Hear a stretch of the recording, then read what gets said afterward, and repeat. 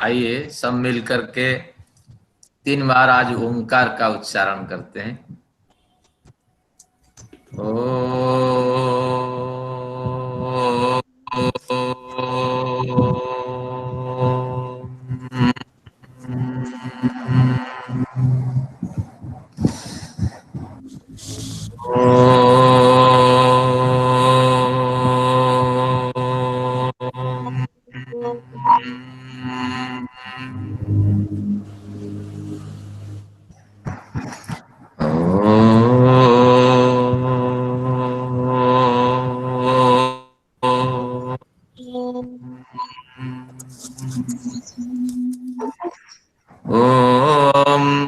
शांति शांति शांति। परमपिता का नमन करता हूँ। आर्य परंपरा के सभी आचार्यों का हम सब मिलकर के नमन करते हैं और आप सभी लोगों की उपस्थिति है उसकी मैं प्रशंसा करता हूं और आप सभी लोगों को अभिवादन करता हूं। जो कुछ गृह कार्य यानी होमवर्क में मैंने दिए थे प्रश्न, कोई प्रश्न उसमें समझ में न आया हो तो आप विचार कर सकते हैं।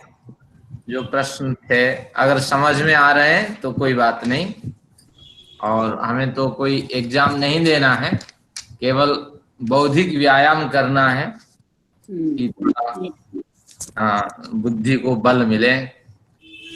कोई प्रश्न है? जो प्रश्न था जितने भी आए मेरे पास बढ़िया आए और सबने बढ़िया प्रस्तुतिकरण दिया, तो मुझे बड़ी खुशी है। रुचि के साथ आप स्वाध्याय करते हैं। किसी को कुछ पूछना है, आगे बढ़ना है? आचार्य जी, जो भी हमने आंसर दिए हैं उसमें कोई गलती है तो वो बताएं, ताकि हमारा जो कुछ धारणा अगर गलत है तो वो बताएं हमें। नहीं, कुछ नहीं। आपने 25 तत्व लिखा था, तत्वतः तत्व 25 ही है। जीवात्मा परमात्मा को मिला दें वो 25 तत्व है, तो आप समझदार हैं। और जिन लोगों ने 24 भी लिखा उन्होंने भी सही लिखा, क्योंकि शास्त्र पढ़ रहे हैं, कपिल के हिसाब से चल रहे हैं, तो कोई विवाद नहीं है। बिल्कुल आप सभी ने जैसा अध्ययन किया और बारीकी से उसको आपने समझा। तो जो विवाद का विषय था 18 घटक है या 17 घटक है, तो उसका समाधान सूत्रकार स्वयं ही कर देते हैं। सप्तदशैकम लिंगम, उनको 18 कहना होता तो अष्टादश लिंगम, तो इसलिए कोई प्रश्न ही नहीं है 18 उठने का। तो बात का विषय था, बाकी सब समाधान बढ़िया रहा। आइए कुछ नया प्रकरण आज अध्ययन करते हैं। हम तृतीय अध्याय पे हैं। अध्याय के 28वें सूत्र से आगे बढ़ेंगे, लेकिन उससे पूर्व सूत्र से थोड़ा संबंध स्थापित करते हैं ताकि हमें लाभ मिलेगा। 23वें सूत्र में कहा था कि ज्ञानान मुक्ति, जो सूत्रकार होते हैं वो किसी पूर्व प्रकरण का उल्लेख नहीं करते हैं, क्योंकि सूत्र की एक शैली है अनुवृत्ति। जो ऊपर सूत्र में जैसी शैली आई है, जो बात ऊपर सूत्र में कही गई है, उन्हीं बातों को उसी शैली को आप मान लेंगे। एक खड़ा खड़ा सूत्र प्रस्तुत कर देता है कि ज्ञानान मुक्ति, ज्ञानान मुक्ति यानी ज्ञान से ही मुक्ति हो सकती है। अब केवल आपको ज्ञान मिल गया, मान लीजिए आप ज्ञानी हैं, संत हैं, साधु हैं, महात्मा हैं, आप कोई कार्य नहीं करते हैं तो आपको मुक्ति नहीं होगी। ये सूत्र की कुछ भाषाएं ऐसी होती है जो उटपटांग सी होती है, और जैसे अनुराधा मैडम जी आदि हैं, उनके प्रश्न आते हैं, बढ़िया प्रश्न आते हैं कि ऐसे कैसे हो गया। कि ये सूत्रकार की शैली है उस समय की कि ज्ञान से ही मुक्ति है। ज्ञान होगा, ज्ञान पूर्वक कर्म करेंगे तभी ना मुक्ति होगी। संसार कर्म में संसार है, और मनुष्य जो है हम उभयविधि प्राणी हैं, भोग योनि भी है, कर्म योनि भी है। ज्ञान हो जाने पर भोग कितना ग्रहण करना, कर्म कितना करना और कितनी एकाग्रता के ईमानदारी के साथ करना, ये अगर फलित नहीं होगा तो ज्ञान का कोई लाभ है ही नहीं। तो इसलिए गीता में इसकी बढ़िया चर्चा हुई है 17-18वें अध्याय में। तो ध्येयम ज्ञानम बदित्य के कर्म प्याहुर मनीषिणः। बहुत से लोग कहते हैं हमें कर्म नहीं करना, ज्ञान ही सब कुछ है। फिर कहते हैं सर्वम कर्माखिलम पार्थ ज्ञाने परिसमाप्यते, कि निश्चित रूप से ज्ञान तो सब कुछ समाप्त होता है, ज्ञान में सब कुछ समाहित हो जाता है, लेकिन ज्ञान पूर्वक कर्म करना पड़ेगा। फिर समाधान देते हैं यज्ञ दान तपः कर्म पावनानि मनीषिणाम। जब तक आप जीवित हैं तब तक तो कर्म करेंगे, यज्ञ यानी परोपकार कार्य करेंगे, अपना कार्य करते हुए परोपकार का कार्य करेंगे। ऐसा नहीं कि जान को करके परोपकार के कार्य करने, क्योंकि शरीर की हत्या तो भी एक पाप कहलाएगा। तो इसलिए यज्ञ दान और तप, यज्ञ यानी परोपकार, और दान से अभिप्राय है विद्या दान, श्रम दान, धन दान, जो कुछ सहायता आदि है वो भी आप समाज कल्याण के लिए करें। और तप यानी उत्तम कार्य करते हुए द्वंद्वों को सहना है, सुख दुख को सहना है, मान अपमान को सहना है, ठंडी गर्मी को सहना है, जैसी परिस्थिति जहां आए उत्तम कार्य से न हटना, ये तप है। तो इस तरह इसी में जो 23वें सूत्र में कहा ज्ञानान मुक्ति ही, इतना कह करके फिर आगे 24वें सूत्र में कहता है बंधो विपर्जयात। विपर्जय शब्द का अर्थ मिथ्या ज्ञान, तो मिथ्या ज्ञान से आपका बंधन होगा। तो मिथ्या ज्ञान से अभिप्राय केवल इतना है अविद्या। तो अविद्या क्षेत्र मुत्तरेशम, एक बढ़िया सूत्र है योग दर्शन का, कि जिस समय अविद्या आपके पास आ गई तो वो अविद्या ही क्लेश का कारण है, वो अविद्या ही मिथ्या ज्ञान है।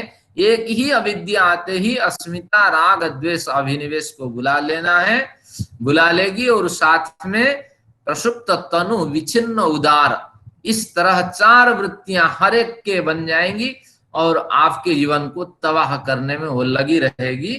तो इस तरह आज कुछ उसकी चर्चा करेंगे।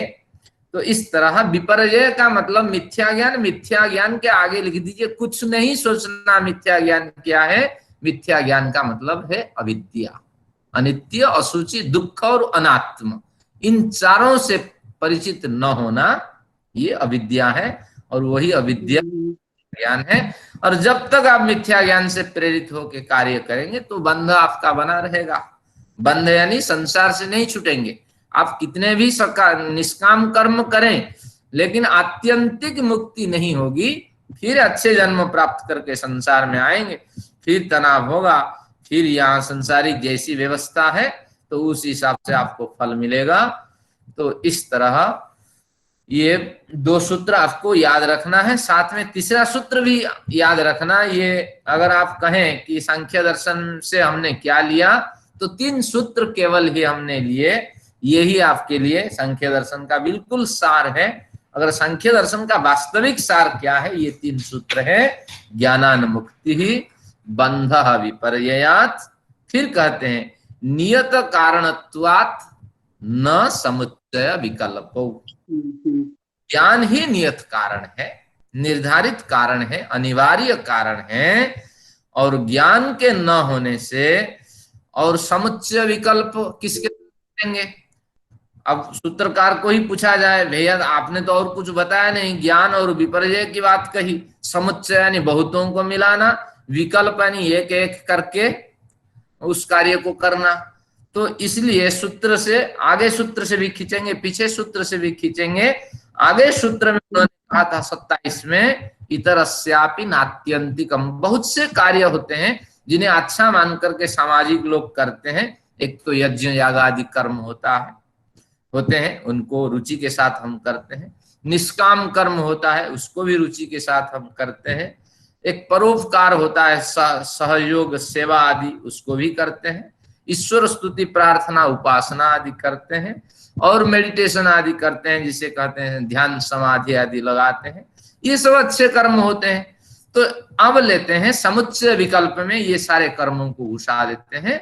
न समुच्चय, ये सारे कर्म कौन कौन? निष्काम कर्म, ईश्वर स्तुति प्रार्थना उपासना, ध्यान समाधि, परोपकार, ये सारे कर्म अगर एक साथ मिल जाए और ज्ञान के साथ इनकी तुलना की जाए, ये सारे कर्म हमें संसार में बांधने वाले ही होंगे। तो कैसे बांधने वाले होंगे? कि इन कर्मों को हमें ज्ञान पूर्वक करना चाहिए था। अगर ज्ञान रहित होकर के इन कर्मों को करते हैं तो मिथ्या ज्ञान वहां प्रवेश कर जाएगा, क्योंकि ज्ञान पूर्वक हर कार्य होना चाहिए।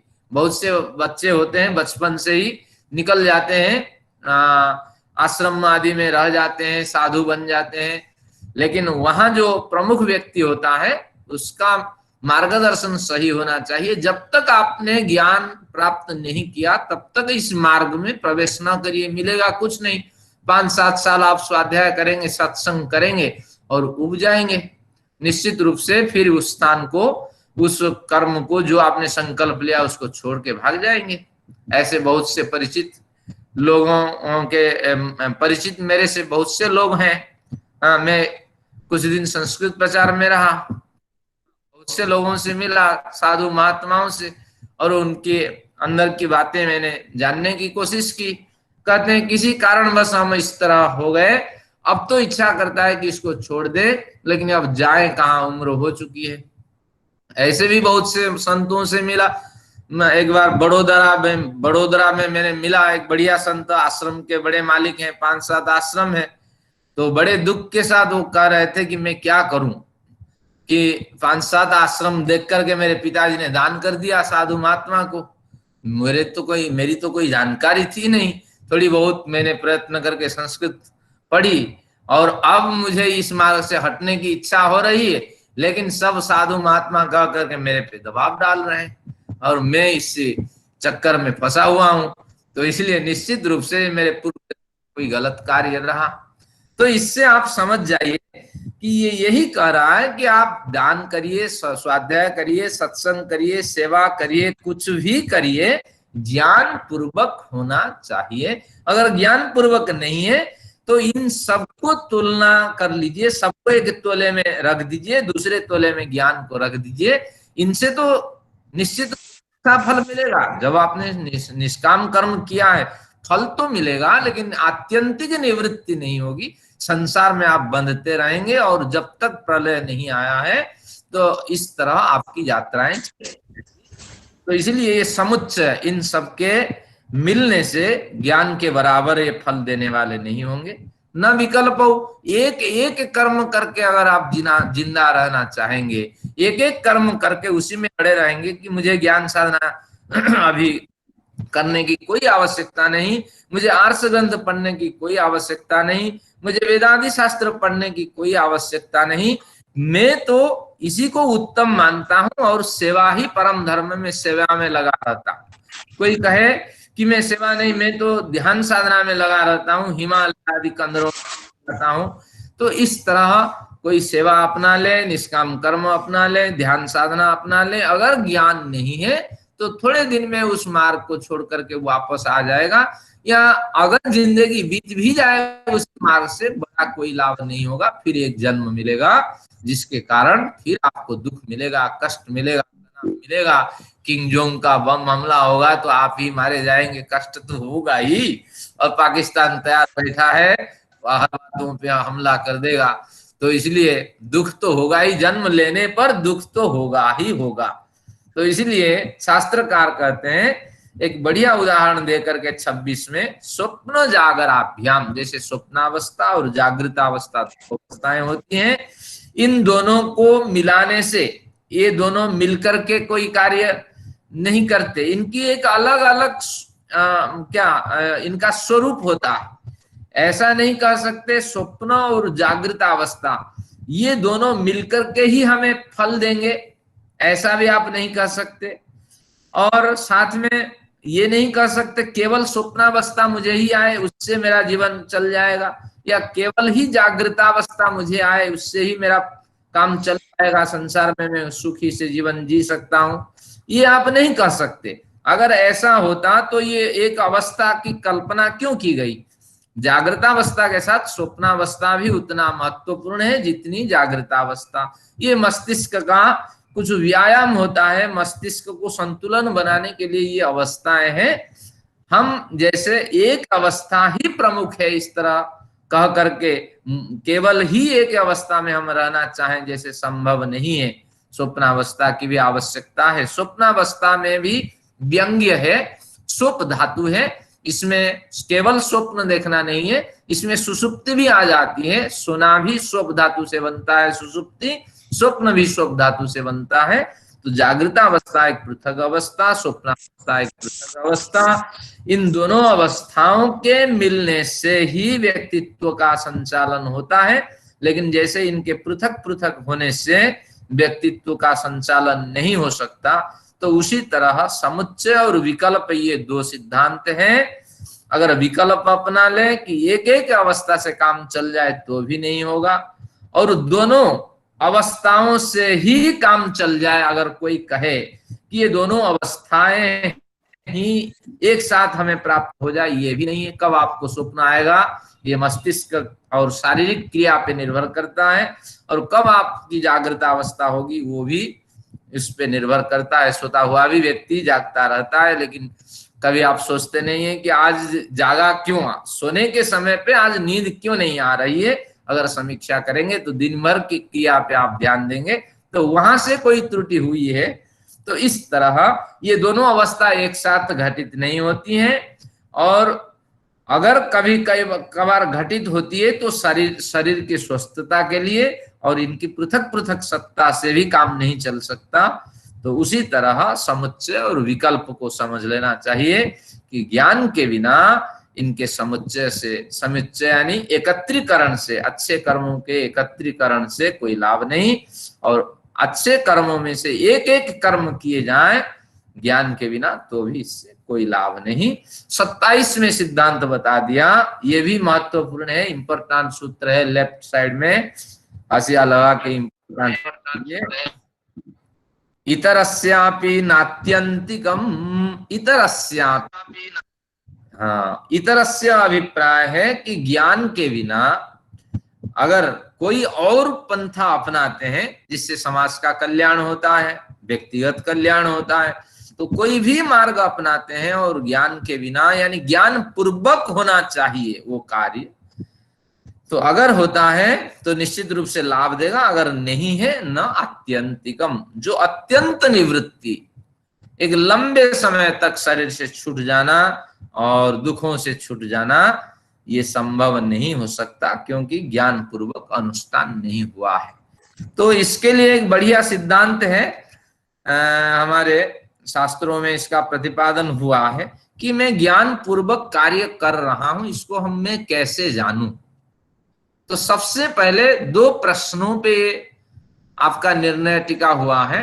पहले प्रश्न आपने से पूछिए, कार्य करते हुए, कोई भी कार्य आप करते हुए आपने से पूछते रहिए, ये कार्य भैया मैं क्यों कर रहा हूं।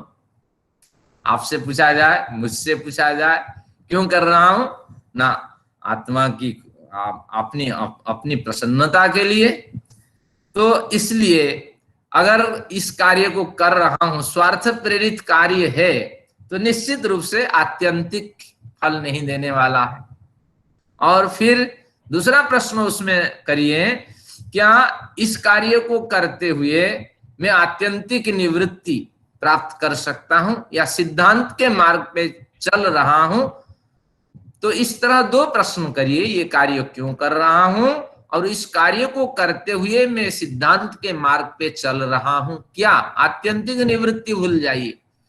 एक सिद्धांत शब्द हमारे दर्शन शास्त्र में बड़ा चलता है, सिद्धांत के मार्ग पे चल रहा हूं, अगर नहीं है तो उसको छोड़ दीजिए, नहीं तो फल तो सामने है। अगर सिद्धांत के मार्ग से आप हट रहे हैं तो निश्चित रूप से आपका बंधन यहाँ निर्धारित है, भले ही थोड़ा उच्च श्रेणी का बंधन हो, बंधन तो है। तो हर कोई भी निर्णय लेने से पहले आप इस तरह दो प्रश्न आपने से पूछिए, तो निश्चित रूप से ज्ञान पूर्वक आप कार्य कर रहे हैं, ये समझ में आ जाएगा। अब आपकी चर्चा की जाए इसी प्रश्न के आधार पर, आप क्यों पढ़ रहे हैं इस शास्त्र को, घंटे भर श्रम क्यों कर रहे हैं? इसलिए कर रहे हैं कि इस अवस्था में तो ऐसा श्रम करना ही चाहिए। वानप्रस्थी अवस्था में सारी साधनाएं यही होती है, सारे दर्शन कब पढ़े जाते हैं? इसी क्षेत्र में पढ़े जाते हैं। सारे जो अधूरे ज्ञान विज्ञान है, अधूरी इच्छाएं हैं, उसकी पूर्ति होती है। मेडिटेशन यही होता है। 50 से 75 की आयु में बहुत से कार्य होते हैं। और क्या सिद्धांत के मार्ग पे चल रहे हैं? बिल्कुल सिद्धांत के मार्ग पे हम चल रहे हैं। तो ये है, तो इस तरह समाधान हो गया। ये 2 प्रश्न आप हमेशा पूछेंगे और कार्य करेंगे अगर सिद्धांत मार्ग पे जाना चाहते हैं। सिद्धांत से मुक्ति, दुख निवृत्ति, आत्यंतिक निवृत्ति आदि अर्थ यहाँ गृहीत है। फिर एक बढ़िया प्रश्न समाधान देते हैं 28 में। इसको देखिए क्या कहता है कि संकल्पिते अपि एवं संकल्पितेप्येवं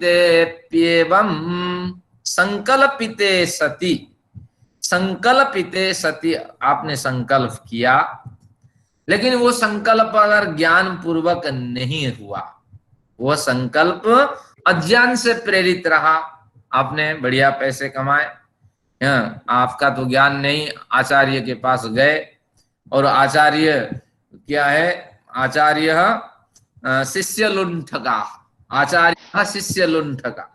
तो आचार्य भी तैयार बैठते हैं, वो भी मारे मारे फिरते हैं पैसे के मारे, और पैसे वाले को देख करके बड़ी खुशी हो जाती है। तो उन्होंने कहा ठीक है, पैसे तो आपने कमाए, क्या बात है, तो इससे कुछ यज्ञ याग आदि कर लिया जाए जिससे बड़ा लाभ होगा। और वो यज्ञ कब करना है? डायरी देखे, फलाने तारीख को। मेरा पंडित परिवार में तो जानता हूं तो किस तरह होता है कि फलाने तारीख को अगर पूजन करेंगे तो मैं उपलब्ध हूँगा और बढ़िया पूजन होगा। तो इस तरह बहुत से लोग होते हैं, गलत कमाई होती है और गलत कमाई से पुण्य करने की कोशिश करते हैं। लेकिन ये ज्ञान आपको सिद्धांत आदि शास्त्र पढ़ करके स्वयं निर्णय करना था, लेकिन जिनकी शरण में जाते हैं वो आपको लूटते हैं, क्योंकि वो भी चाहते हैं संसार में, वो भी जीना चाहते हैं और प्रारब्ध कर्म के बस वो भी मारे हुए होते हैं। तो इसलिए वो चाहते हैं किसी तरह कुछ कहीं से पैसे लाया जाए, कहीं से कुछ किया जाए। तो इस तरह ये चक्र चलता रहता है। तो इसलिए संकल्पित है अपि एवं, इस तरह बड़े संकल्प, आप साधु बनना चाहते हैं, मन में विचार आया, कहीं से आपने कुछ सुन लिया, ग्रंथ तो पढ़े नहीं, चल दिए साधु बनने के लिए। फिर साधु बन करके आपने देखा जो जो साधु बनते हैं वो कुछ करते ही नहीं है, खाते पीते सोते हैं। हाँ, तो इसलिए मैं जब गुरुकुल में था तो बड़े साधु संत महात्मा आते हैं, सन्यासी गुरुकुल था। हाँ, तो अब जो सेवक था वो बढ़िया कहता था कि साधुओं के बारे में मैंने 3 बातें सीखी है। पानी खराब करना यानी 2 बार नहाना है, अब खूब खाना है और सोना है। ये 3 कार्य उनके होते हैं। तो महात्मा जब बन गए कोई कार्य है ही नहीं। तो उसी तरह संकल्पित अपि एवं, वो भी जीवन आपको अच्छा नहीं लगने वाला, क्योंकि ज्ञान पूर्वक इसमें प्रवृत्ति होनी चाहिए। तो सन्यासी दीक्षा लेने के लिए हमारा कब विचार है, यानी हमारे शास्त्र कब संकेत करता है कि अंतिम स्थिति में जब ज्ञान आपका प्रौढ़ हो जाए और निश्चित रूप से आप वैराग्य आदि से युक्त हो जाए, तभी सन्यास दीक्षा लें। अगर सन्यासी दीक्षा पहले ले लेते हैं, दयानंद की तरह, शंकराचार्य की तरह, ये पूर्व जन्म के संस्कार होने चाहिए। और कई लोग ऐसे हैं इसमें भी घुस जाते हैं, 1-2 ग्रंथ पढ़ करके, फिर वैराग्य भंग होता है और ज्ञान प्रौढ़ न होने के कारण उनको बड़ा दुख मिलता है। तो ये कहते हैं संकल्पित, भली भांति संकल्प करके प्रवृत्त होने पर भी एवं इसी तरह की स्थिति होती है कि वह मार्ग से वो भटक जाते हैं और मुक्ति के फल देने वाला नहीं होता है। और जितने मठ मंदिर आदि में सन्यासी बैठे हुए हैं, इस सूत्र के आधार पे सब बैठे हुए हैं, क्योंकि जब सब कुछ छोड़ दिया, संन्यास, सब कुछ, मान पद प्रतिष्ठा सबका त्याग कर दिया, फिर शंकराचार्य बनने की क्या आवश्यकता है? मुझे बताइए। शंकराचार्यों की इंटरव्यू होती है, इंटरव्यू में भी वो प्रश्न पूछे जाते हैं, अब महामंडलेश्वर कौन बनेगा, फलाने पीठ में शंकराचार्य खाली है। अब वो संत बनने के लिए जब सब कुछ छोड़ दिया, सन्यासी बड़ी पदवी होती है, वहां फिर शंकराचार्य बनने की जो चाहत है, जो रुचि है, वही तो बांधने वाला है। तो संकल्पिते अपि एवं, तो इस तरह घर छोड़ दिए। अगर कहीं कोई ऑफर मिल रहा है, आश्रम है, फलाना है, तो देख लेते हैं, अरे दाल रोटी की समस्या है, घर तो छोड़ दिए, ज्ञान तो था नहीं। तो इसलिए उस समय साधना गौण हो जाती है, और आत्म सुरक्षा और बीमारी, भोजन आदि ये प्रमुख हो जाता है। तो उसी में व्यक्ति फंस जाता है, जैसे गृहस्थ फंसता है। तो इसीलिए ये कहते हैं कि ज्ञान पूर्वक जिसको ज्ञान हो जाता है, वो शंकराचार्य तो बनता ही नहीं है, न महामंडलेश्वर बनता है, न 100 सन्यासी संत बनता है। तो इसलिए संकल्पिते अभी अपि एवं, इस तरह संकल्प कर लेने पर, ज्ञान पूर्वक संकल्प न होने से निश्चित रूप से ये भी आत्यंतिक दुख निवृत्ति कराने वाला नहीं होता है। तो निश्चित रूप से ये भी संसार में बांधने वाला होता है, ये संकल्प। तो इस तरह इसका सिद्धांत यही समाप्त हो गया। तो ये 23 से 28 तक महत्वपूर्ण सिद्धांत है। आप भी कोई संकल्प लेते हैं तो ध्यान पूर्वक लीजिए, ज्ञान पूर्वक 100 बार इसकी परीक्षा कर लीजिए। शास्त्र का एक सिद्धांत है न्याय दर्शन का, कि जीवात्मा हमेशा सुख चाहता है, तो वो सुख ज्ञान प्रेरित हो तभी उसका कल्याण करने वाला है। लेकिन कई बार अज्ञान प्रेरित सुख भी दिखाई पड़ता है, तो अज्ञान प्रेरित सुख से बंधन ही हो जाता है। भले ही आप संत हैं, लेकिन गृहस्थ के समान अगर जीवन आपका व्यतीत होता है, तो निश्चित रूप से वो दुख देने वाला होता है। तो इस संसारिक भोग से वंचित रहे और उस पारलौकिक भोग से भी वंचित रहे। तो ये कुछ सूत्र होते हैं जो हमें निश्चित रूप से संकेत करते हैं कि एक बार अगर मुड़ा उस मार्ग में, तो उस मार्ग में आगे बढ़ते रहना चाहिए और पीछे किसी भी आसक्ति में नहीं बढ़ना चाहिए। एक बढ़िया उदाहरण मैं देता हूँ अपने मित्रों से जो उपस्थित हैं। मैंने एक बार प्रस्ताव रखा, हमारे सचदेव साहब हैं, कि आप एक व्याख्यान प्रस्तुत करें। हम लोग प्रस्ताव रखते हैं इस तरह। सचदेव साहब ने बढ़िया प्रस्ताव दिया कि मैं एक तो साधक हूँ, मैं तो केवल गुण ग्रहण करने में रुचि रखता हूँ, व्याख्यान प्रस्तुत करने में रुचि नहीं रखता हूँ। तो मुझे बहुत बढ़िया लगा कि इस तरह रुचि होनी चाहिए। हाँ, लेकिन कई बार हम लोग फंस जाते हैं इस चक्र में। तो ये है, एक ऑफर मिल रहा है तो इसका लाभ लिया जाए। तो इस तरह ये लीक लीक पे चलना होता है। साधक का एक जीवन अलग होता है। तो ये शास्त्र हमें ठोक ठोक करके साधक बनाने की ओर ले जा रहा है। अब इस तरह ये प्रकरण 23 से 28 ये महत्वपूर्ण प्रकरण है तीसरे अध्याय के, तो इसको नोट कर दीजिए। अब एक नए प्रकरण की ओर चलते हैं। अब दिखाते हैं एक फल, जैसे ट्रेलर पहले दिखाते हैं, बाद में सिनेमा। तो अब 29 में एक ट्रेलर आपको दिखाते हैं। क्या दिखाते हैं? भावनोपचयात् शुद्धस्य सर्वं प्रकृतिवत्, भावनोपचयात् शुद्धस्य सर्वं प्रकृतिवत्। भावना, जो भावनाएं हैं उनके उपचय, उपचय यानी स्तर स्तर होके संग्रह होना। तो भावनाएं अनेक जन्म हमने लिए हैं, अनेक जन्मों के जो अच्छी भावनाएं हैं वो स्तर स्तर पे संग्रहित होती रहती हैं। तो किसी एक जन्म में तो हमें भावनोपचया, ये सारी भावनाओं का उपचय संग्रह हमें मिल जाता है। शुद्धस्य जीवात्मनः, उस समय विशुद्ध जीवात्मा के स्वरूप में इन भावनाओं के संग्रह से युक्त हो जाने पर सर्वम प्रकृतिवत, हम में कुछ दिव्य शक्तियां उभरती है और सर्वम प्रकृतिवत, और हम प्रकृति नियम के अनुरूप चलते हैं।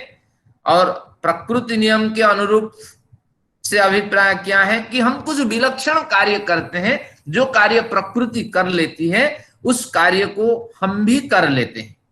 तो प्रकृति के समान हम में कुछ दिव्यता आ जाती है। तो जैसे प्रकृति परिशुद्ध कर देती है, वातावरण अशुद्ध है तो गैस विषैला है, प्रकृति उसको शुद्ध कर देती है। प्रकृति वृष्टि करके प्राणी प्रजाओं का कल्याण कर देती है। जैसे प्रकृति क्या करती है कि निश्चित रूप से वो जो जल चक्र है उसका संचालन करती है, सूर्य को एक निर्धारित उष्मा प्रदान कर पृथ्वी में भेजने का कार्य प्रकृति करती है।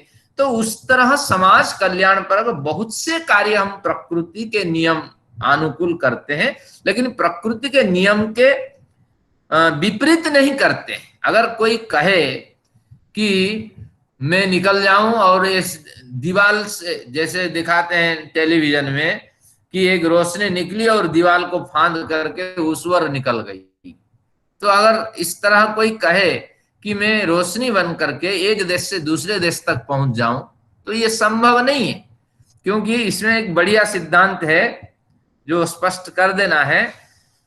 परमेश्वर जीवात्मा को स्वतंत्र कर रखा है, लेकिन जीवात्मा अपनी जो स्वतंत्रता दो कारण से उस स्वतंत्रता का पालन करने में असमर्थ रहता है। पहला कारण तो यह है कि वो अल्पज्ञ है। ईश्वर उसको अल्पज्ञ नहीं बनाया, उसकी स्थिति ही ऐसी है। ये संसार में बहुत से प्राणी हैं, उन सभी जीवात्मा भी श्रेष्ठ प्राणी है, इतना तो ईश्वर बना दिया, लेकिन हमारी संरचना ऐसी है, हम अल्पज्ञ ही है, अल्प शक्तिमान है। ये एक हमारी मजबूरी है। हम चाहते हुए भी उड़ के फलाने देश जा नहीं सकते, चाहते हुए भी चंद्र सूर्य आदि के पास जा नहीं सकते। ये कुछ अल्प शक्तिमान अल्पज्ञता इसमें है। और दूसरी समस्या क्या है कि जीवात्मा जो है वो मानवीय व्यवस्था से बंधा है, मर्यादा उसके लिए बनाई गई है, ये उसकी परतंत्रता है। ईश्वर ने ये परतंत्रता नहीं दी, मानवीय मर्यादा से हम बंधे हैं। हम पाकिस्तान जा नहीं सकते, हम दूसरे देश जा नहीं सकते, यहाँ वीजा चाहिए, बहुत से चाहिए, कानून चाहिए। तो तात्पर्य ये हुआ कि एक मानवीय परतंत्र व्यवस्था से हम परतंत्रता से युक्त हैं, और अल्पज्ञ होने के कारण हमारी बनावट ऐसी है, हम परतंत्रता से युक्त हैं। तो ये दोनों कारण ही हमारे मजबूरी के कारण है। निरर्थक हम ईश्वर को गाली देते हैं, निरर्थक हम ईश्वर पे आरोप लगाते हैं, उसने ही हमें परतंत्रता के साथ इस तरह जन्म दिया है। लेकिन हमारी स्थिति ऐसी है, हमारा शरीर और कुछ नहीं बन सकता, ऐसे ही बन सकता है, और हमारी औकात, हमारा जो सामर्थ्य है इतना ही हो सकता है, और जो ईश्वर ने हमें प्रदान किया है यही स्थिति है। अब इसमें क्या कहता है कि प्रकृतिवत, प्रकृति नियम के विपरीत हम जा नहीं सकते। प्रकृति ने हमें पंख नहीं दिया है, तो इसलिए हम उड़ नहीं सकते। प्रकृति ने हमें दूरस्थ वस्तु को जानने के लिए वो डिवाइस नहीं दी है। जब डिवाइस नहीं दिया प्रकृति ने, तो हम उनको जान नहीं सकते, लेकिन बड़े प्रयत्न से थोड़ा बहुत जान लेते हैं। तो उसी तरह हमारे आसपास के भी बहुत सी घटनाएं घट रही है। देखिए, ये जो वाईफाई की जो रोशनियां आ रही है, रेडिएशन हो रहा है, सूर्य का प्रकाश आ रहा है, कई तरह के रेडिएशन से हमारे आसपास गूंज रहे हैं, लेकिन इन सबसे हमारा कोई संबंध नहीं हो पाता, हम जान नहीं पाते इनका लाभ हो रहा है या हानि हो रही है। विशेष प्रयोगशाला में परीक्षा करके कुछ ही लोग जानते हैं, लेकिन हम इसमें पिसते जा रहे हैं। ये हमारी अल्पज्ञता, परतंत्रता ही है। और जाने तो थोड़ा बहुत जानते हैं, पर्याप्त रूप से 100% ज्ञान हमें हो नहीं पाता। तो इसलिए अनेक जन्मों के अनेक संस्कार, अच्छी भावनाएं एकत्रित हो जाने पर शुद्ध और निर्मल स्वरूप धारण करने वाले जीवात्मा के पास कुछ विलक्षण प्रतिभाएं उत्पन्न हो जाती हैं, जिसके कारण वो प्रकृति के समान कुछ विलक्षण कार्य कर लेता है। किसी को आशीर्वाद दे देता है तो उसका कल्याण हो जाता है, और किसी के कल्याण के लिए ईश्वर से प्रार्थना करता है तो उसका कल्याण हो जाता है। तो कहीं कहीं उसकी उपस्थिति हो जाने से विपत्तियां टल जाती है। तो ये जब जब ये घटनाएं होती हैं तो निश्चित रूप से आप समझ लेना चाहिए अनेक जन्मों के संस्कार इसमें होते हैं। एक उदाहरण दिया जाए, ध्रुव भाग गया घर से तपस्या के लिए, संयोग से भावनोपचयात शुद्ध, अनेक जन्मों के भावनाओं के संग्रह से विशुद्ध बने नारद महर्षि मिल गए। तो उन्होंने समझा दिया, भैया ज्ञानान्न मुक्ति, तुम अभी मत जाया करो, अभी ध्यान मत लगाया करो, कुछ नहीं होगा, तुम जा करके पहले पढ़ाई शुरू करो। तो फिर उन्होंने उनको गुरुकुल में डाला, पढ़ाया 2-3 साल में। वो तो बड़े व्यग्र थे, उनके बढ़िया संस्कार थे, 2-3 साल में जो बेसिक चीजें हैं वो सिखा दी, और जिसके कारण ध्रुव बड़े विद्वान बने और ईश्वर का साक्षात्कार किए। और ध्रुव आगे राजा नहीं बना, वो साधु के रूप में ही जीवन व्यतीत करने लगा। तो इस तरह इनकी कथाएं आती है। तो ऐसे साधु महात्मा हमारे आसपास होते हैं, बहुत से लोग होते हैं। हमारे उदयवीर जी अपनी पुस्तक में लिखे कि मैं तो इनको नहीं मानता, लेकिन 2 विद्वान मेरे जीवन काल में मैं परिचित हूँ, 2 विद्वानों से, उनके नाम भी दिए हैं। और उन्होंने दुख भी व्यक्त किया कि ये पुस्तक जब छप चुकी है थी, तब तक इन दोनों का ही शरीर शांत हो गया है। तो इस तरह हमारे आसपास होते हैं, लेकिन हमें कैसे पहचानना है ये दृष्टि रखनी चाहिए। और जो विद्वानों के बाहर का स्वरूप दिखाई पड़ता है वो बाहरी शकल है, अंदर शकल कुछ और है। तो इसीलिए इसको पहचानने की एक बड़ी मतलब तपस्या है। अगर सही रूप से सही व्यक्ति की पहचान हो जाए तो निश्चित रूप से जीवन में परिवर्तन हो सकता है। और जो योग दर्शन में बड़ी सिद्धियों की चर्चा हुई है, हमने योग दर्शन भी पढ़ाया है संदेश विहार में, सिद्धियों का प्रकरण भी गया उसमें। तो उसमें बहुत सी सिद्धियां घटती नहीं है। तो उसमें अगर प्रकृति के विपरीत सिद्धि की बात आप करते हैं वो संभव नहीं है। तो इस प्रकृति के अनुकूल जितनी सिद्धियां हैं वो हो सकता है, एक मनुष्य उसको कर सकता है, लेकिन प्रकृति के विपरीत सिद्धियां नहीं हो सकती। तो इस तरह जब योग दर्शन आदि पढ़ेंगे, उन सिद्धियों की समीक्षा आप करेंगे। तो सिद्धि में एक योग दर्शन में आता है कि आप हवा में उड़ जाएंगे अगर आप मन में शरीर में जो प्रकाश निकलता है उस प्रकाश में ध्यान को केंद्रित करेंगे। तो ये प्रकृति सिद्धांत के विपरीत है। अगर शरीर से निकलने वाली रोशनी में आप ध्यान लगाएंगे तो आप हवा में उड़ जाएंगे और जहां चाहेंगे वहां पहुंच जाएंगे। तो ये प्रकृतिवत इनको लिखना पड़ा। ये शास्त्र लिखने वाले सत्य मार्ग के यात्री होते हैं, तो उन्होंने लिखा प्रकृतिवत, प्रकृति के नियम के विपरीत हम नहीं जा सकते। तो इस तरह बहुत से विवाद है और बहुत से प्रकरण हैं, और कुशाग्र बुद्धि के साथ इसकी समीक्षा करेंगे तो आपको लाभ मिलेगा। एक सतीश कुमार करके योग दर्शन पे इन दिनों उनके टीका मिल रही है, तो मैंने श्रद्धा से उनकी किताब पढ़ी है। तो बहुत सी भ्रांतियां मुझे उसमें दिखाई पड़ती है। तो इस तरह तो जब निरपेक्ष होकर आप अध्ययन करेंगे, और पहले देखिए जो भी पुस्तक आप खरीदते हैं कि लेखक की क्या योग्यता है, पहले पढ़ लीजिए।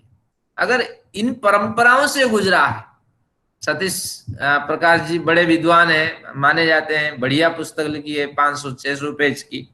मैंने अंदर बारीकी से देखा, सिद्धांत के विपरीत बहुत सी मान्यताएं वो खुद थोप देते हैं, और इसलिए थोपते हैं क्योंकि क्या है कि इनमें इन जो हमारे जो पारंपरिक अध्ययन है उन अध्ययन से अपरिचित हैं। और 2-4 साल उन्होंने लिखा है कि मैंने योग दर्शन पे श्रम किया, टीकाओं का संग्रह किया, तो यही मेरी योग्यता है। रिटायरमेंट के बाद बैंक के ऑफिसर अगर श्रम करता है, तो निश्चित रूप से इन ग्रंथों से आप बचें, क्योंकि सिद्धांत की रक्षा के लिए आप तो शास्त्रों पे श्रम करने वालों की पुस्तक पढ़िए। तो मैं तो यही सलाह दूंगा। आगे देखिए, अब बढ़िया प्रकरण अष्टांग योग पर शुरू हो रहा है। रागोपहतिर ध्यानम। बड़ी देर से लोगों की इच्छा रहती है, लोगों की इच्छा रही है कि ध्यान की एक छोटी सी परिभाषा हमें हो जाए। तो छोटी सी परिभाषा मां के लिए कपिल प्रस्तुत करते हैं। रागोपहतिर ध्यानम। उपहति यानी नष्ट हो जाना, विनाश हो जाना, राग की उपहति हो जाना। राग देखिए टीका में क्या लिखा है कि संसार में जो आसक्ति है, संसार तो छूटता नहीं है, संसार में भयंकर आसक्ति है। कोई कहे आप साधु बन जाइए, संत बन जाइए, तो आप क्या कहेंगे? अभी तो बनने की स्थिति नहीं है, अभी तो घर मैंने बसाया है, और अभी निकल जाऊं तो बच्चे भीख मांगेंगे, तो इसलिए अभी मैं नहीं निकल सकता। और जो गृहस्थ पूरा कर चुके हैं, अरे अभी तो थोड़ा पोते और नाती इनकी शादी आदि देख लें, इसके बाद निकलने की इच्छा होती है। तो ये संसार बड़ी आसक्तिपूर्ण संसार है, और इसलिए ये संसार से आसक्ति नहीं हटती है। और दूसरी आसक्ति दिखाते हैं, इंद्रिय भोगों में प्रवृत्ति। हमेशा इंद्रिय भोगों में प्रवृत्ति रहती है। कपड़े हमें अच्छा पहनना है, भोजन हमें अच्छा खाना है, हमारे बर्तन भी सभी के साथ जब खाते हैं अच्छे बने चाहिए, और तरह तरह के भोग हमें मिलनी चाहिए। जो दूसरों को मिलते हैं उनसे भी अगर अधिक भोग मिलता है तो उस घर में हमारा कदर है, हमारी कदर है, नहीं तो हमें कोई पूछता नहीं है। तो इसलिए हम चाहते हैं कि ज्यादा से ज्यादा और बढ़िया भोग ग्रहण करें और संसार से अलग ना हो। तो इस तरह ये दोनों प्रवृत्ति जब तक बनी रहती है तब तक आप इस मार्ग में जा नहीं सकते। और ये कहते हैं राग की उपहति हो जाना, राग का विनाश हो जाना ही ध्यान है। ये ध्यान की वास्तविक परिभाषा नहीं है। वो कहते हैं कि ध्यान के मार्ग की ओर बढ़ना ही है। राग की उपहति हो जाना ध्यान के मार्ग की ओर बढ़ना है। ध्यान तो यम नियम आसन प्राणायाम प्रत्याहार इन पांचों पे टिका हुआ है। अगर आप कहेंगे, एक बार मेला लगी थी, मैं उसमें गया था, पकड़ पकड़ करके वो कह रहे थे आइए हम कुंडलिनी जागृत करते हैं, आइए आपको ध्यान सिखाते हैं, 5 मिनट बैठा करके कुछ करते हैं, और जिससे लोगों को, बहुत लोगों को तो कुछ अनुभव हो जाता है, और जो जानकार है कुछ अनुभव नहीं होता है। मैं भी बैठ गया 2 बार, इधर घूम के आया बैठ गया, उधर भी घूम के आके बैठ गया, तो कुछ अनुभव नहीं हुआ। अवश्य उनका कुछ प्रयास रहा होगा, लेकिन सिद्धांत तो यही है कि जो पहली 4-5 सीढ़ियां नहीं चढ़ा, जिसने नहीं चढ़ी है, वो ध्यान के बारे में कुछ नहीं जान सकता। तो यही कहना ये चाहते हैं, राग को उपहत कर दीजिए, विनाश कर दीजिए, और ध्यान आपका लग जाएगा। लेकिन राग का विनाश इतना आसान से नहीं होगा। फिर कुछ लोग गिनाते हैं, तो रागोपहतिर ध्यानम, इसका वास्तविक अर्थ यही है कि राग के विनाश हो जाने पर ध्यान की ओर आपकी प्रवृत्ति होगी, लेकिन रागोपहतिर ध्यान नहीं। आगे 31 में वृत्ति निरोधा तत्सिद्धि, वृत्ति निरोधा तत्सिद्धि, तत्सिद्धि तद ध्यान सिद्धि। अब ध्यान को फिर जोड़ते हैं, सूत्रकार जो है, जो ध्यान की बात में अधूरी बातें रह गई उसको जोड़ते हैं। वृत्ति निरोधात, जब वृत्तियों का निरोध हो जाएगा तो वृत्तियां अनंत वृत्तियां हैं, हर पल एक वृत्ति उठती है और विनाश को प्राप्त करती है, और कोई वृत्ति थोड़ी देर रुक जाती है, कोई वृत्ति 48 मिनट रुकती है, कोई वृत्ति जिंदगी भर रुकती नहीं है। कहीं ना कहीं प्रिय व्यक्ति की मृत्यु हो जाने पर उसी की स्मृति हमेशा बनती रहती है। तो इसलिए वृत्तियों को 5 श्रेणी में हमने बांटा, इसकी चर्चा पहले हो चुकी है। तो प्रमाण आदि 5 वृत्तियां हैं। कौन बता सकता है ये 5 वृत्तियां क्या है आप में से? इसकी चर्चा हो चुकी है। प्रमाण, मेरे साथ बोलिए, प्रमाण, परिजय, विकल्प, निद्रा और स्मृति। सोचते होंगे हमें याद नहीं है, शास्त्रों में प्रवेश नहीं होगा, ऐसी कोई बात नहीं। इस उम्र में याद करने की कोई आवश्यकता नहीं, केवल सार ग्रहण करना। एक सूत्र आएगा किसमें, 4थे अध्याय में, सारादानम षटपद अगत, कुछ याद नहीं करना। सारादानम, जैसे भ्रमर होता है, वो बैठता है और फूल के जो अंदर रस होता है उस रस मात्र ग्रहण करके ले जाता है, और फूल के जितने सौंदर्य है उस ओर उसका ध्यान नहीं जाता। तो इसलिए अपना लक्ष्य रखिए कि ये पूरे व्याख्यान से कितना मुझे सार मिला, ये कोई याद रखने की आवश्यकता नहीं है। तो इसलिए याद रखने वाले तो जो इसमें घुसे रहते हैं उनको ही याद हो पाता है। तो अब आते हैं, ये क्या कहते हैं, वृत्ति निरोधा तत्सिद्धि। तो 5 वृत्तियों, जो 5 श्रेणी में वृत्तियों का विभाजन होता है, उन वृत्तियों में क्लेश देने वाली वृत्तियां भी होती हैं और क्लेश सुख देने वाली वृत्तियां भी होती है।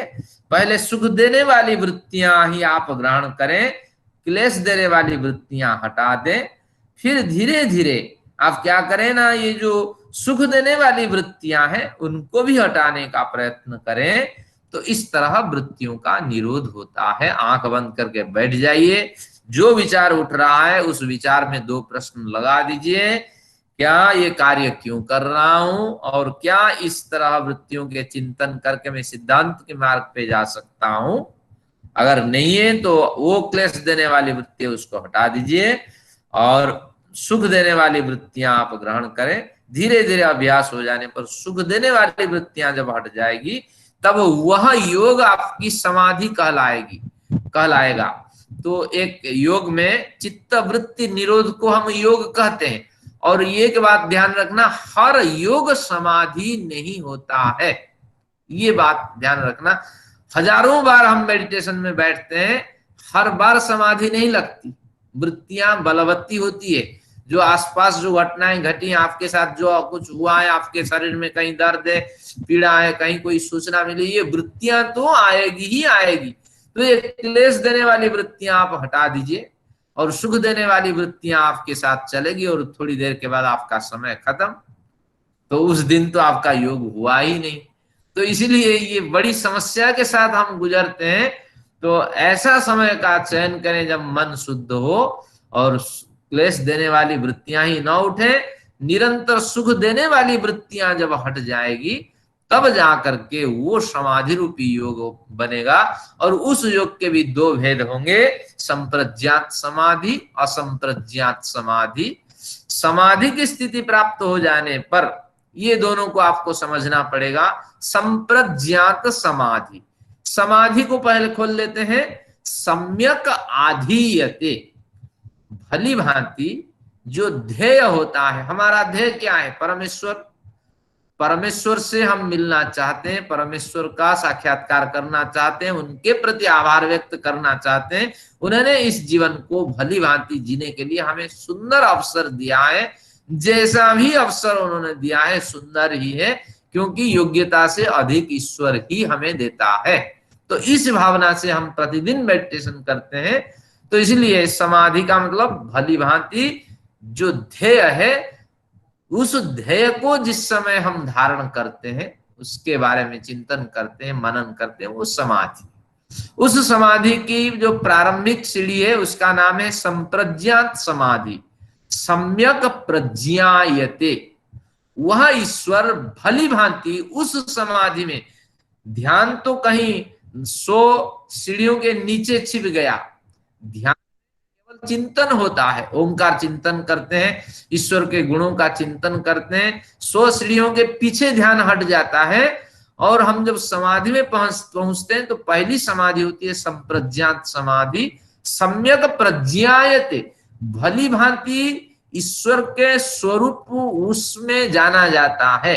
ईश्वर स्पष्ट होते हैं, ईश्वर का साक्षात्कार होता है, जो वाइब्रेटिंग एनर्जी के रूप में चारों ओर वो मौजूद है, उसके साथ आमने सामने साक्षात्कार होता है। और आप देख पाते हैं कैसे ऊर्जा का स्रोत फैल रहा है, और उस स्रोत के अंदर बाहर में सराबोर हो रहा हूं, डूब रहा हूं, ये अनुभव होता है। उसका नाम है संप्रज्ञात समाधि। संप्रज्ञात समाधि का नाम है कि संशय रहित ईश्वर का अनुभव होता है। उसमें कोई संशय नहीं होता है। समाधि लगने के बाद ध्यान में संशय हो सकता है, ऊर्जा सी कौन आई और खत्म हो गई, एक बिजली सी कौन आई और कहां चली गई, लेकिन समाधि में संशय रहित ज्ञान होता है, उसका नाम संप्रज्ञात समाधि। तो सम्यक रूप से संशय रहित अनुभव ईश्वर का होता है। और इसी साधना में निरंतर प्रवृत्त रहने वाला व्यक्ति को कभी कभी असंप्रज्ञात समाधि की स्थिति प्राप्त हो जाती है। और असंप्रज्ञात समाधि की क्या परिभाषा है? असंप्रज्ञायते, और यहां सादृश्य अर्थ में कि सब कुछ मानो मैंने जान लिया, यानी जो ज्ञातव्य था, वर्षों से, जन्म जन्मांतरों से मैं श्रम कर रहा था जिसे जानने के लिए, मानो सब कुछ जान लिया। और का मतलब मानो अ का मतलब है बराबर, सदृश, सब कुछ जान लेने के समान जो अनुभूति होती है कि वास्तविक अब मेरा जीवन का जो अंतिम लक्ष्य था उसको मैंने प्राप्त कर लिया, जान लिया, मेरे क्लेश क्षीण हो गए, ऐसा जब अनुभव होता है उसका नाम असंप्रज्ञात समाधि है। इन दोनों स्थितियों से हम अभी रहित हैं। हम तो मेडिटेशन लगाते हैं और मेडिटेशन कभी लगता है कभी नहीं लगता, तो इन स्थितियों में होते हैं। ये दो सीढ़ियां हमारे पास निर्धारित हैं। आखिर में इस जन्म में नहीं हुआ, हम निश्चित रूप से इनको भी प्राप्त करेंगे। तो उस समय ईश्वर का साक्षात्कार हो जाने पर फिर हम जीवन मुक्त बनते हैं। शरीर तो छूटता नहीं है। बार बार जब आप समाधि की स्थिति में आते हैं तो उस समय भी ये प्राणायाम आपको दुख देने लगता है, क्योंकि समाधि में भी हमें क्या होता है कि जो वैराग्य है, जिसके कारण हमें वैराग्य मिला है, वो पर वैराग्य कहलाता है। उस पर वैराग्य से हम चिंतन करते हैं कि सत्व गुण भी दुख देने वाला है, ये प्राणायाम भी हमारा समय खा रहा है, ये धारणा भी हमारा समय खा रहा है, ये जो आसन ये भी समय खा रहा है। तो इसलिए ये सब गौण हो जाता है। केवल परमेश्वर को संपूर्ण रूप से जानने की एक प्रवृत्ति होती है और उसी में व्यक्ति लगा रहता है, तो धीरे धीरे ये जो सत्व गुण की प्रवृत्तियां ये हट जाती हैं। प्राणायाम से वो कहता है कि तथा क्षीयते प्रकाश आवरणम, प्रकाश के आवरण नष्ट हो जाते हैं। प्राणायाम से बड़ा लाभ होता है।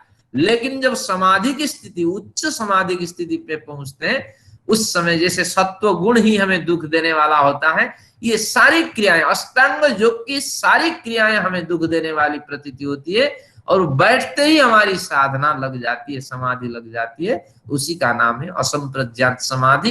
केवल शाब्दिक ज्ञान है मुझे, मैं तो कोई साधक बड़ा नहीं हूं, लेकिन मैंने विषय बताया कि इस तरह की स्थिति हमें आगे प्राप्त करनी है। और भले ही ये जन्म हाथ से चला जाए कोई बड़ी बात नहीं, लेकिन हमें अगर हमारी प्रवृत्ति रहेगी तो निश्चित रूप से बढ़िया जन्म मिलेगा और इस स्थिति को हम प्राप्त करेंगे। तो बहुत से साधु संत महात्मा इसमें लगे होते हैं। तो ये रागोपहतिर ध्यानम से हमने थोड़ा इधर छलांग लगा दी। तो अब देखिए, वृत्ति निरोधा तत्सिद्धि, ये ध्यान जब वृत्तियों के निरोध हो जाएंगे, प्रमाणादि 5 वृत्तियां उनका निरोध हो जाएगा, तो निश्चित रूप से ये ध्यान आपका लगने लगेगा। यहाँ समाधि की चर्चा इनको अभिष्ट नहीं रही और बहुत से भाष्यकार इसका अर्थ करते हैं ये जो ध्यान है ये समाधि का ही कथन है, क्योंकि समाधि का इसमें कथन नहीं हुआ और ध्यान गौण चीज है, समाधि प्रमुख चीज है। तो रागों का विनाश कब होगा? जब समाधि की स्थिति होगी। तो इसलिए यहाँ जो ध्यान का कथन किया गया है, ध्यान शब्द से समाधि का कथन हुआ है। कहीं यहाँ नोट कर दीजिए एरो लगा करके, ध्यान शब्द से यहाँ समाधि का कथन हुआ है। ऐसे बहुत से प्रकरण होते हैं जिसमें मन कह करके सारे अंतःकरण का ज्ञान हो जाता है, बुद्धि कह करके अंतःकरण का निर्देश हो जाता है। तो इस तरह ध्यान कह करके उन्होंने समाधि का ही निर्देश कर दिया। और ध्यान की जो परिभाषा चाहिए, ध्यान की परिभाषा क्या है? प्रत्यय एकतानता ध्यानम। प्रत्यय एकता, प्रत्यय यानी ज्ञान। जब ज्ञान, जिस ध्येय पदार्थ के बारे में आप चिंतन करते हैं, उस ध्येय पदार्थ बाद जो ध्येय पदार्थ है उसके बारे में चिंतन जब निरंतर चलता रहता है, ईश्वर आप सर्वव्यापक हैं। कैसे सर्वव्यापक हैं? कि नान्ता प्रज्ञ न बहि प्रज्ञ, आप मेरे अंदर भी मौजूद हैं, बाहर भी मौजूद हैं, बाईं तरफ मौजूद हैं, दाईं तरफ मौजूद हैं, ऊपर मौजूद हैं, मेरे आसपास के जितने प्राणी हैं सब में मौजूद हैं, मेरे सांसों में मौजूद हैं। इस तरह निरंतर अगर आपके सर्वव्यापक के स्वरूप का चिंतन चलता रहता है तब ध्यान होता है। लेकिन यहाँ जो परिभाषा दी है, रागों की जब उपहति हो जाए तब ध्यान है, तो ये समाधि की परिभाषा है और ध्यान मुख से इसका कथन हुआ है। इस तरह आपको समझ लेना चाहिए। आइए फिर आगे चलते हैं। तो यहाँ ध्यान से समाधि का कथन हुआ और वृत्ति निरोध से समाधि की सिद्धि होती है, योग की सिद्धि। समाधि की सिद्धि है। तो इस तरह इसका कथन हुआ। आगे चलते हैं 32 में, धारणासन स्वकर्मणा तत्सिद्धि। अब कहते हैं धारणासन, धारणा प्लस आसन, आपको देशबंध चित्तस्य धारणा, ईश्वर का स्मरण करना है, एक धारणा बनानी पड़ेगी। और ग्रंथकार तो धारणा की परिभाषा करते हैं कि नाभि से, छाती से हृदय पर, नाभि से हृदय पर, कंठ पर, ये तीन, नासिकाग्र भाग, नासिका के अग्र भाग पर, और दोनों भौहों के बीच मूर्धा पर, दोनों भौहों के बीच भ्रूलता के बीच में, और मूर्धा पर, ये जो 6 जगह है, 1 2 3 और यहाँ 4, ये 5, ये 6, इनमें से किसी एक जगह पर मन को केंद्रित करें, इसका नाम धारणा है। लेकिन तत्वतः ये संभव नहीं है, क्योंकि विवादित विषय है, ईश्वर कहाँ रहता है, मस्तिष्क में रहता है। तो धारणा का वास्तविक यही है, धारणासु योग्यता मनसः, धारणा करने से मन में योग्यता उत्पन्न होती है। तो सभी शास्त्रकारों का ये सिद्धांत है कि धारणा के समय पर कुछ परमेश्वर का चिंतन करें, वह चिंतन जिस जगह से आ रहा है वही हृदय है, और आप हृदय में ईश्वर का धारणा कर रहे हैं। मैं मेडिटेशन करता हूं, उस समय धारणा के लिए मैं कोई किसी चक्र पे ध्यान को केंद्रित नहीं करता। क्यों? धारणा से मन की योग्यता दृढ़ होती है। तो मैं क्या चिंतन करता हूं, हे ईश्वर, आप सर्वव्यापक हैं, अजन्मा हैं, आप अजर अमर अभय नित्य शाश्वत चेतन सत्ता है। इसके चिंतन करते रहने से, बार बार मनन करने से मन में योग्यता उत्पन्न होती है। किसी अवसर पे इस मेडिटेशन का भी एक क्लास कर सकते हैं, जिससे बहुत से विषय इसमें हैं, दृढ़ विषय, जो विवाद का विषय है उसको आप समझ सकते हैं।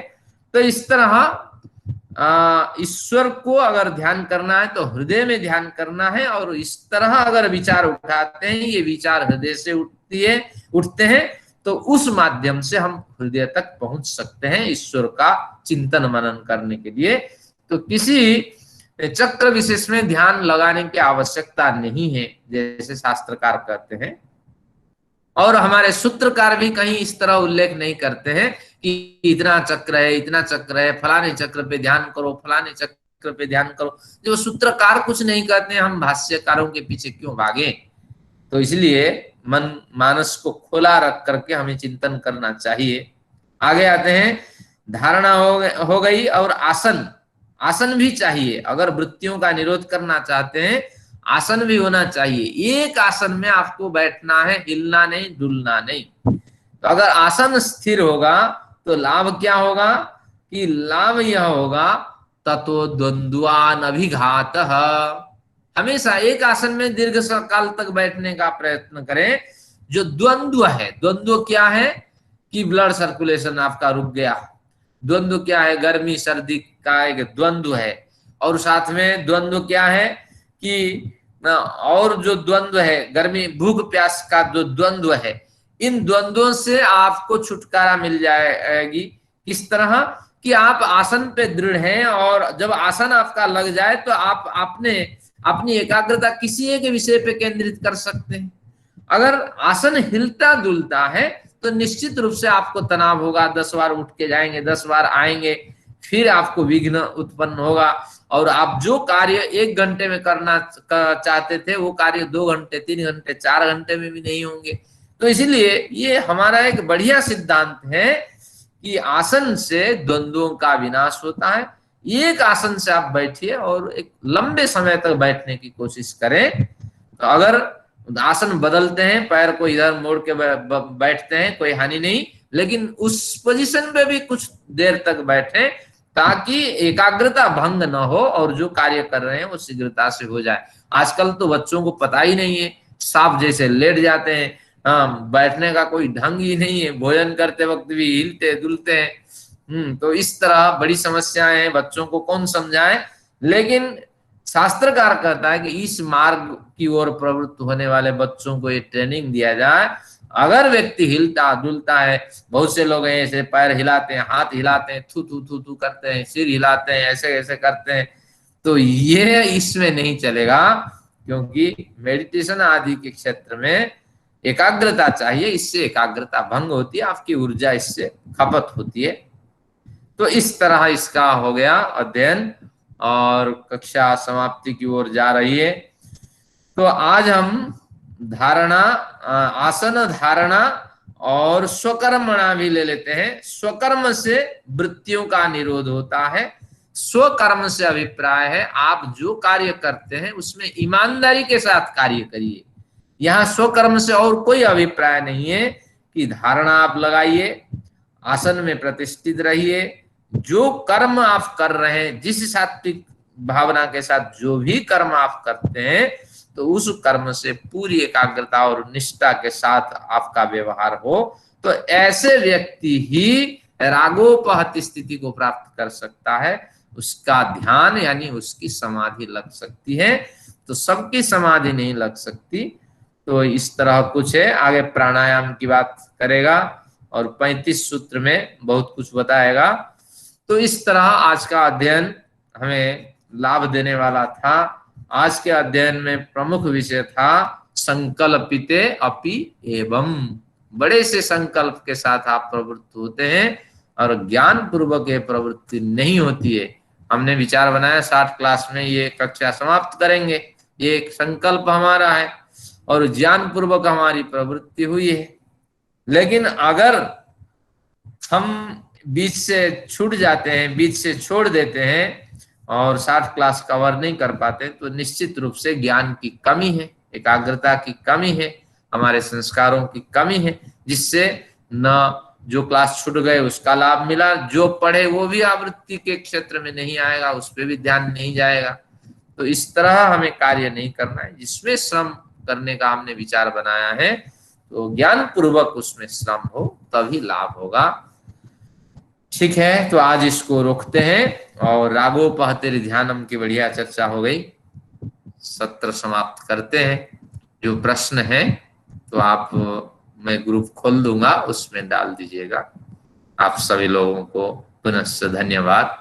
आपकी बढ़िया उपस्थिति रही, सहयोग रहा। आइए शांति पाठ करते हैं। ओम द्यौः शान्तिरन्तरिक्षं शान्ति पृथिवी शान्तिरापः शान्तिरोषधयः शान्तिः वनस्पतयः शान्तिर्विश्वे देवाः शान्तिर्ब्रह्म शान्तिः सर्वं शान्तिः शान्तिरेव शान्तिः